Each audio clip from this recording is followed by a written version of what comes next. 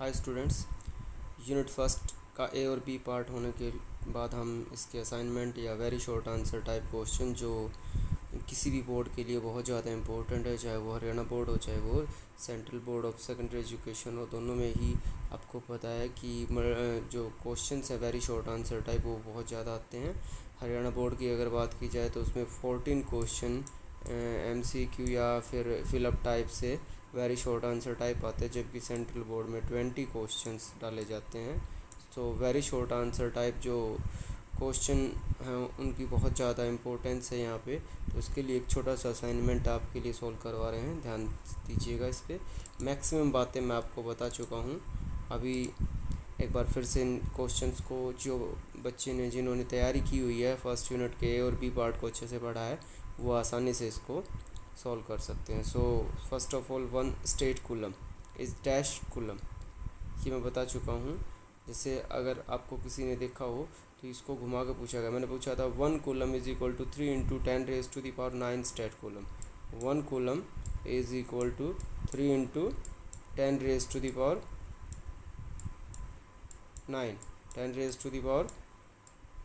9 stat coulomb. अब question पूछा गया है how many coulomb are there in 1 stat coulomb. तो आप 3 को उस साइड ले जाएंगे और 10 को उस साइड ले जाएंगे। सो 10 उस साइड जाके क्या हो जाएगा -9 और 1/3। So the right answer will B 1/3 into 10⁻⁻9। ध्यान रखना है आपको क्वेश्चंस के बारे में कि किस तरीके से क्वेश्चन पूछे गए हैं। स्टेट कॉलम में कॉलम पूछा गया है, बच्चे जो ऑब्वियस गलतियां करते हैं वो आंसर देते हैं ए विच इज़ रॉन्ग। ठीक है, आपको आंसर कौन सा देना है डी, क्योंकि यहाँ पे स्टेट कॉलम में कितने कॉलम है ये पूछा गया है। ये पहला क्वेश्चन था। उसके बाद हम बात करते हैं सेकंड क्वेश्चन की। So second question is which of the following is not an insulator. Glass, obvious insulator, rubber, ebonite, human body. आपको शॉक लगता है, डेफिनेटली लगता है शॉक। तो ह्यूमन बॉडी क्या है, कंडक्टर है। ठीक है ना, ये सारे क्या हैं इंसुलेटर हैं और ये क्या है conductor. So the answer is again D. An object is charged. Question third की बात करें, an object is charged when it has charge imbalance. Charge imbalance which means, charge imbalance का मतलब क्या है। मैंने जो वेरी फर्स्ट लेक्चर लिया था जिसके अंदर बताया गया था कि what is cause of charging, जिससे नेक्स्ट क्वेश्चन मेरे को अभी दिखाई पड़ रहा है। और उसके बाद मैंने बताया था कि ये इम्बैलेंसिंग की वजह से होता है एक चार्ज का होना। तो वो किसकी इम्बैलेंसिंग होती है, देखिएगा आप ऑप्शन पढ़िएगा, वैसे आपके दिमाग में आ जाना चाहिए। वो इम्बैलेंसिंग होती है इलेक्ट्रॉन और प्रोटॉन की। ऑब्जेक्ट कंटेंस नो इलेक्ट्रॉन, नहीं, हर ऑब्जेक्ट के पास इलेक्ट्रॉन होते हैं। ऑब्जेक्ट कंटेंस नो प्रोटॉन्स, तो प्रोटॉन भी होते हैं। Object contains equal number of electron and proton, अगर इलेक्ट्रॉन एंड प्रोटॉन इक्वल होंगे तो फिर वो बॉडी न्यूट्रल होती है। Object contains unequal number of electron and protons. तो आपको फिर से मिल गया है डी ऑप्शन आपका आंसर रहेगा बिल्कुल सही, जिसमें unequal number of electron and proton हो। अब द कोज ऑफ चार्जिंग मैंने बताया था आपको, the cause of charging is transfer of electron. तो इसमें दिया है ट्रांसफ़र ऑफ प्रोटॉन, नहीं, एक्चुअल ट्रांसफ़र ऑफ इलेक्ट्रॉन बिल्कुल होता है, एक्चुअल ट्रांसफ़र ऑफ न्यूट्रॉन नहीं। तो आपको आंसर मिल चुका है यहाँ पे, the B is the right answer है। ये आपको दिखाई पड़ रहा है फर्स्ट का डी पार्ट था। तो मैं सभी को बता रहा हूँ। Fifth question, when a plastic comb is passed through hair dry hair the charge acquired by the combs. ये आपको थोड़ा सा लर्न करने का है, इसमें कोई ख़ास बात यहाँ पे नहीं है। आपको सिर्फ जो कोई भी मटेरियल है उसके ऊपर ये पता होना चाहिए किसके ऊपर फ्री इलेक्ट्रॉन ज़्यादा हैं। तो यहाँ पे हेयर के ऊपर फ्री इलेक्ट्रॉन ज़्यादा होते हैं। ठीक है, हेयर पे फ्री इलेक्ट्रॉन ज़्यादा होते हैं तो हेयर जो है वो इलेक्ट्रॉन डोनेट करेंगे, और हेयर इलेक्ट्रॉन डोनेट करेंगे तो इलेक्ट्रॉन को गेन कौन करेगा, कॉम्ब, और कॉम्ब कैसा चार्ज हो जाएगा, negatively charge. So the answer is negative charge, this is the answer. Out of glass and silk, work function of glasses. देखिए वर्क फंक्शन वैसे आपका 7th यूनिट में आता है, यहाँ पे हम जब आगे करवाएंगे तो उसमें आएगा, जिसमें photo electric effect and dual nature of matter and radiations हैं। लेकिन यहाँ पे दिया गया वर्क फंक्शन। वर्क फंक्शन होता है जो इलेक्ट्रॉन लूज़ करने की एबिलिटी होती है, किसमें ज़्यादा होती है, जिसमें ज़्यादा होगी उसका वर्क फंक्शन कम होगा और जिसमें कम होगी उसमें वर्क फंक्शन क्या होगा, ज़्यादा होगा। तो यहाँ हम इन दोनों को जब आपस में रब करते हैं, ग्लास और सिल्क को, तो जो ग्लास है वो इलेक्ट्रॉन दे देता है किसको, सिल्क को। तो ग्लास अगर इलेक्ट्रॉन दे रहा है तो ग्लास के इलेक्ट्रॉन लूजली बाउंड है, मतलब ग्लास के इलेक्ट्रॉन। वर्क फंक्शन क्या होता है, जैसे यहाँ पे मैं ये एटम बना रहा हूँ, ये इसकी आउटर शेल है किसी एटम की, इस एटम की। तो ये आउटर शेल में जो इलेक्ट्रॉन होते हैं वो ट्रांसफ़र होते हैं, आपको पता है ये इलेक्ट्रॉन क्या हो सकते हैं, ट्रांसफ़र हो सकते हैं आउटर शेल के। तो कितनी एनर्जी इनको चाहिएगी, जैसे सिल्क के एटम के अगर इलेक्ट्रॉन को कम एनर्जी चाहिए होगी तो सिल्क इलेक्ट्रॉन देगा, और अगर ग्लास इलेक्ट्रॉन दे रहा है तो इसका मतलब ग्लास के इलेक्ट्रॉन जल्दी सरफेस को छोड़ रहे हैं, तो यहाँ पे ग्लास इलेक्ट्रॉन देता है। इस वजह से वर्क फंक्शन ऑफ ग्लास जो है वो क्या होता है, कम होता है। इस वजह से ग्लास इलेक्ट्रॉन दे देता है। जिसका वर्क फंक्शन कम होगा वो इलेक्ट्रॉन देगा, जिसका वर्क फंक्शन ज़्यादा होगा वो इलेक्ट्रॉन लेगा। और जब भी आप दो चीज़ों को रब करते हो, अगर सिमिलर क्वेश्चन आपसे होमवर्क के लिए 5th क्वेश्चन जो दिया गया है, plastic comb is pass through dry hair, तो किसका वर्क फंक्शन ज़्यादा है, जिसने इलेक्ट्रॉन दिए हैं। इलेक्ट्रॉन किसने दिए हैं, हेयर ने। तो वर्क फंक्शन किसका कम, किसका सॉरी हेयर का, और ज़्यादा किसका है, कॉम्ब का। जिसने इलेक्ट्रॉन दिए हैं उसका वर्क फंक्शन कम है, उसके इलेक्ट्रॉन आसानी से एटम को छोड़ के जा सकते हैं। तो ये 5th क्वेश्चन में भी पूछा जा सकता है ऐसा। The cause of quantization of electric charges. तो कोज ऑफ क्वांटाइजेशन क्या होता है, quantization transfer of electron, again transfer of transfer of electron तो कोज ऑफ चार्जिंग होता है। Integral number of transfer of electron, integral number of transfer of electron is the cause of charging. यहाँ पे कौन सा आंसर आपको देना है, सी पार्ट आपका आंसर रहेगा। इंटीग्रल मतलब इंटीजर नंबर ऑफ इलेक्ट्रॉन तो ट्रांसफ़र होते हैं, लेकिन वो इंटीजर नंबर में होंगे। मैंने बताया था या तो 3 इलेक्ट्रॉन या फिर उसके बाद कितने इलेक्ट्रॉन जाएंगे, 4 इलेक्ट्रॉन जाएंगे। 3 के बाद 4 इलेक्ट्रॉन ट्रांसफ़र होते हैं, ऐसा नहीं है कि 3.5 इलेक्ट्रॉन ट्रांसफ़र हो जाए। What is not true, what is not true आपको दिखाई पड़ रहा है यहाँ पे। ट्रू क्या नहीं है, it is not possible to create और डिस्ट्रॉय नेट चार्ज। बिल्कुल क्रिएट और डिस्ट्रॉय कर सकते हैं, यह स्टेटमेंट ट्रू है। क्यों, क्योंकि मैंने आपको बताया था pair production and annihilation, conservation of charge से रिलेटेड ये क्वेश्चन है। नेक्स्ट आता है चार्जेस कैन बी क्रिएटेड और डिस्ट्रॉयड इन इक्वल और अनलाइक पेयर्स। बिल्कुल क्रिएटेड और डिस्ट्रॉय जो होते हैं, आप इलेक्ट्रॉन के पेयर को नहीं कर सकते, आपको इलेक्ट्रॉन और प्रोटॉन के पेयर को मिला के एनर्जी में कन्वर्ट कर सकते हो, ये स्टेटमेंट भी ट्रू है। थर्ड जो सी है, proper signs have to be used while adding the charge in the system. Definitely we need sign, plus minus आप यूज़ करते हो, ठीक है ना। Excess of electron over proton in a body responsible for positive charge, ये मेरे को कहीं ना कहीं ठीक नहीं लग रही है। This is not true. क्यों ट्रू नहीं है ये, क्योंकि इलेक्ट्रॉन का ज़्यादा होना क्या बनाता है, नेगेटिव चार्ज, और यहाँ पे क्या लिखा गया है, positive charge. So this is wrong, ठीक है। यहाँ पे इलेक्ट्रॉन का ज़्यादा होना क्या बनाता है, नेगेटिव चार्ज, जबकि इन्होंने दिया हुआ है पॉजिटिव चार्ज। तो आंसर कितना होगा, डी। अब 9th क्वेश्चन की तरफ चलते हैं। Charge on a body which carries 20 excess electron. कितने एक्सेस 200 एक्सेस इलेक्ट्रॉन, जिसके पास 200 एक्सेस इलेक्ट्रॉन है।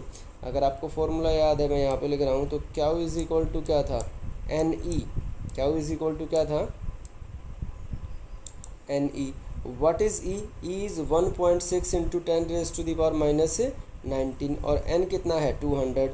So the charge will be equal to 200 into E.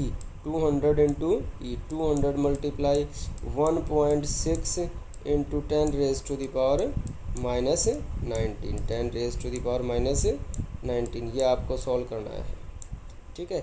200, ये ज़ीरो कैंसिल आउट, यहाँ पे कितना आ जाएगा, -17, ठीक है। उसके बाद 3.2, 1.6 into 2, 3.2 into 10 raise to the power -17 coulomb will be the charge. समझ आया है, 3.2 into 10 raise to the power -17 coulomb. Now the last question from the first unit A part, the value of absolute electrical permittivity of free spaces। आपको बताया था 8.85 into 10 raise to the power -12। अब यहाँ पे देखिएगा ये K की value होती है, ठीक है। ये एब्सोल्यूट परमिटिविटी की वैल्यू नहीं होती, याद रखना है, बच्चे कंफ्यूज हो जाते हैं। के इज इक्वल टू क्या होता है, के इज इक्वल टू होता है 1/4 pi epsilon not, 1/4 pi epsilon not. तो यहाँ पे वैल्यू के की नहीं पूछी गई, वहाँ पे वैल्यू पूछी गई जैसे एप्सिलॉन नॉट। एप्सिलॉन नॉट की वैल्यू होती है 8.85 इंटू 10⁻⁻12। ध्यान रहे, देखो इसमें भी यही है और इसमें भी यही है, तो आपको यूनिट भी याद होनी चाहिए। क्या होती है यूनिट एप्सिलॉन नॉट की, coulomb square per newton per metre square. So the answer will be C. So ये 10 क्वेश्चन मैंने आपको बताए हैं, अभी आप इनको पढ़ के देखेंगे। अगर किसी को किसी में प्रॉब्लम है तो आप मेरे से कमेंट बॉक्स में पूछ सकते हैं। अभी अगले 10 क्वेश्चन की तरफ ध्यान देते हैं। देखिए ये आपके अगले 10 क्वेश्चन, पहले सेगमेंट में झूम करके आपको सिर्फ 5 क्वेश्चंस दिखाए जा रहे हैं। At a particular point electric field depends on, electric field source charge क्या हो, टेस्ट चार्ज क्या हो, नोट, बोथ, नाइदर। तो आपको पता है इलेक्ट्रिक फील्ड की जो वैल्यू होती है वो डिपेंड करती है सोर्स चार्ज पे। अगर आपने बीच में चार्ज लिया है क्या हो, तो ये इसका क्या है, इलेक्ट्रिक फील्ड। यहाँ पे आप टेस्ट चार्ज कुछ भी रखें, इलेक्ट्रिक फील्ड से वो क्या रहेगा, अनइफेक्टेड। मतलब इलेक्ट्रिक फील्ड उस पर इफेक्ट डालेगा लेकिन इलेक्ट्रिक फील्ड उससे अनइफेक्टेड रहेगा। तो इलेक्ट्रिक फील्ड की जो वैल्यू है वो किस पर डिपेंड करती है, सिर्फ सोर्स चार्ज पे। टेस्ट चार्ज आप 1 कूलम, 2 कूलम, 3 कूलम, 4 कूलम जो भी रखिए, इलेक्ट्रिक फील्ड की वैल्यू उससे क्या रहती है, अनचेंज रहती है, इनवेरिएंट रहती है, उसके अनइफेक्टेड रहती है। तो ये आपके लिए जो आंसर है ये रहेगा ए। ठीक है, इलेक्ट्रिक फील्ड की वैल्यू सिर्फ सोर्स चार्ज पे डिपेंड करती है, बाकी ऐसा नहीं है कि दोनों पे डिपेंड करे या सिर्फ टेस्ट चार्ज पे या फिर दोनों पे ना करे, तो इनमें से एक पे डिपेंड करती है। अभी हम बात करते हैं SI unit of electric field intensity. तो SI unit of electric field intensity क्या है भाई, इलेक्ट्रिक फील्ड इंटेंसिटी की न्यूटन पर कूलम, क्योंकि ई इज इक्वल टू क्या था आपके पास, E is equal to F by Q naught, E is equal to F by Q naught. Force की यूनिट क्या होती है, फोर्स की यूनिट होती है न्यूटन और चार्ज की क्या होगी, कूलम। सो फिर ई की यूनिट क्या हो जाएगी, newton per coulomb, newton per coulomb will be the unit of electric field intensity. The next question is electric field due to a single charge. Electric field due to a single charge कैसा होगा भाई, electric field due to a single charge, अगर एक point charge लेते हैं तो उसके चारों तरफ सफेरिकल आपको कोसेंट्रिक विद डिफरेंट रेडियस आपको बहुत सारे स्फीयर नज़र आएंगे ऐसा। तो उसकी जो सिमेट्री होती है वो कैसी होगी, और उसके लिए अगर पॉजिटिव चार्ज है तो लाइंस किस तरफ होंगी, बाहर की तरफ होंगी इलेक्ट्रिक फील्ड लाइंस, और अगर नेगेटिव चार्ज है तो किस तरफ होंगी, अंदर की तरफ। तो आपको अगर कोई पॉइंट चार्ज या कोई सिंगल चार्ज है तो उसके लिए कैसी सिमेट्री होगी, एसिमेट्रिक भी नहीं होगा, सिलेंड्रिकल भी नहीं, तो आपको मिलेगी spherical symmetry. This is third question. Electric dipole moment is है, मैंने आपको जब नोट करवाया था तभी भी बताया था, इलेक्ट्रिक डाइपोल मोमेंट एक वेक्टर क्वांटिटी है और स्केलर तो हो ही नहीं सकता, ना इधर स्केल नॉर वेक्टर। वेक्टर है और उसकी डायरेक्शन पॉजिटिव टू नेगेटिव नहीं होती है, उसकी डायरेक्शन होती है negative to positive. Positive to negative किसकी होती है, इलेक्ट्रिक फील्ड की। ठीक है, so electric dipole moment P, P is equal to, बोलिए आप सबको लिखना है, P is equal to, what is P is equal to, P is equal to Q into, सोचिएगा और इस फिलअप को भरिएगा और बताइएगा मेरे को। उसके बाद electric field intensity E due to an electric dipole varies with distance r of the point from the centre of the dipole. हमने 3 इसके लिए किए थे इलेक्ट्रिक फील्ड इंटेंसिटी डाइपोल के लिए, axial line which is K P by R cube, equatorial line which is K P by R cube, and at any point it is K P by R cube under the root 3 cos square theta plus 1। तो तीनों ही derivations में electric field intensity varies as the third power of the, inversely varies as the third power of the distance from its centre. Centre से जो distance है उसकी cube के inversely proportional रहता है। सो द आंसर इज डी। अब देखते हैं अगले 5 question.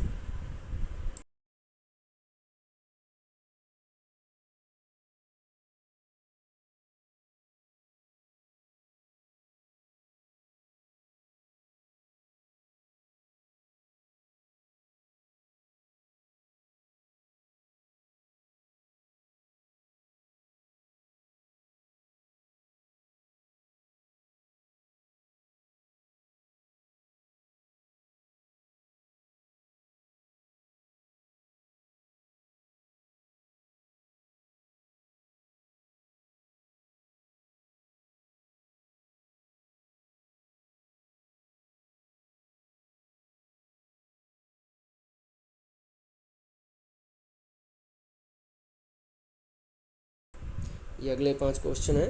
Eight a given distance from the centre of electric dipole field intensity on axial line is k times the field intensity on equatorial lines. So equatorial line पे field intensity कितनी आई थी, kp/r³ and axial line पे कितनी आई थी, 2kp/r³।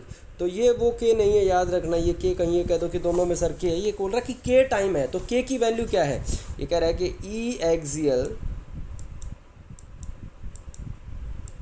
E axial is equal to dash time of E equatorial is equal to dash time of E equatorial, या फिर मैं इसको कह दूँ k टाइम ये E इक्वेटोरियल के इक्वल है। तो k की वैल्यू क्या होगी बताओ, what is the value of this k।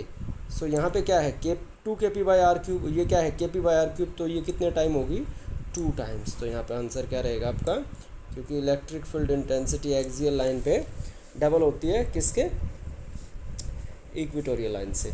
Electric field due to an electric dipole is, dipole आपका एक लाइन सोर्स ऑफ चार्ज की तरह एक्ट करता है, क्योंकि यहाँ पे नेगेटिव चार्ज एक्ट करता है, यहाँ पे पॉजिटिव चार्ज एक्ट करता है, तो ये इस तरीके से होती है।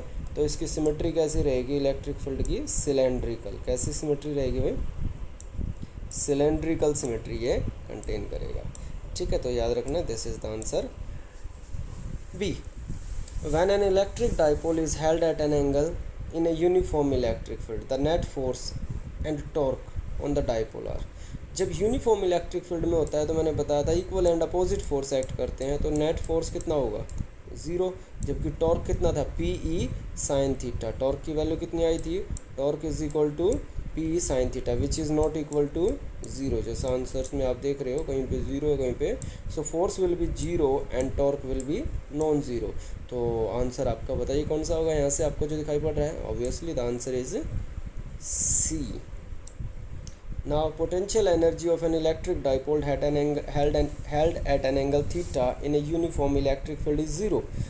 पोटेंशियल एनर्जी अभी मैंने आपको बताया, potential energy of N electric dipole held at an angle theta in a uniform electric field is 0। Potential energy 0 कब होगी, क्योंकि पोटेंशियल एनर्जी जो आई थी वो कितनी आई थी, डाइपोल के अंदर जो पोटेंशियल एनर्जी हमने आई थी, कैलकुलेट किए थे टॉर्क और पोटेंशियल एनर्जी के लिए 2 फॉर्मूले।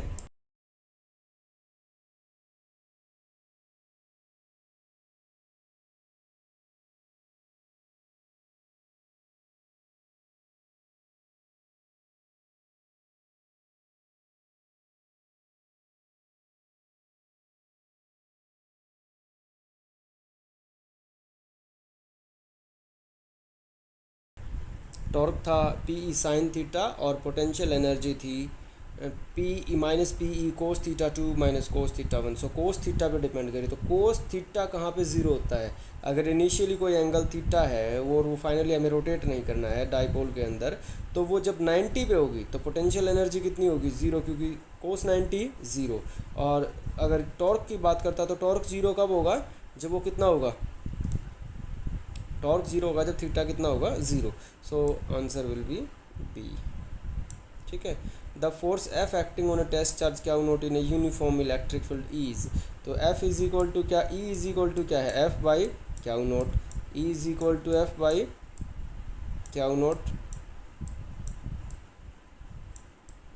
सो F is equal to E into Q naught, E into Q naught. So the answer is A. ये सारे आपके क्वेश्चन मैंने करवाए हैं, कुछ आप सबको इनको पढ़ के देखेंगे अगर कोई प्रॉब्लम आती है, क्योंकि जब तक आपको ये समझ नहीं आएंगे इनको आपको लर्न करने का कोई फ़ायदा नहीं है। अगर कोई बच्चा इनको बैठ के ये सोचता है कि मैं लर्न करूँ, नहीं, इनको लर्न करने का कोई फ़ायदा नहीं। इनके बेसिक कंसेप्ट्स क्लियर होने चाहिए, जिसके लिए आप वीडियोस को देखें, उनको समझने की कोशिश करें। अगर वो सारी बातें जो वीडियोस में बताई गई हैं आपको समझ आ जाती हैं, आप अपने साथ पेन और नोटबुक लेके बैठते हो, उनको लिखते हो, जितनी बातें बताते हो, तो आप ये सारे के सारे क्वेश्चन अपने आप सोल्व कर सकते हो without help of any book. तो ये कंसेप्ट से आपको क्वेश्चंस निकाल के बताए गए कि ऐसे क्वेश्चंस पूछे जा सकते हैं। तो पहले कॉन्सेप्ट्स को समझिएगा, उसके बाद उनको लर्न कीजिएगा, उसके बाद ही इन क्वेश्चंस को सोल्व करने की कोशिश करें। अगर आप इनको लर्न करते हैं तो आप इनको बहुत जल्दी भूल जाएंगे, क्योंकि क्रैमिंग यहाँ पे नहीं चलती, यहाँ पे अंडरस्टैंडिंग होनी बहुत ज़रूरी है। Thank you for watching. अगर कोई प्रॉब्लम है तो आप कमेंट बॉक्स में पूछ सकते हो।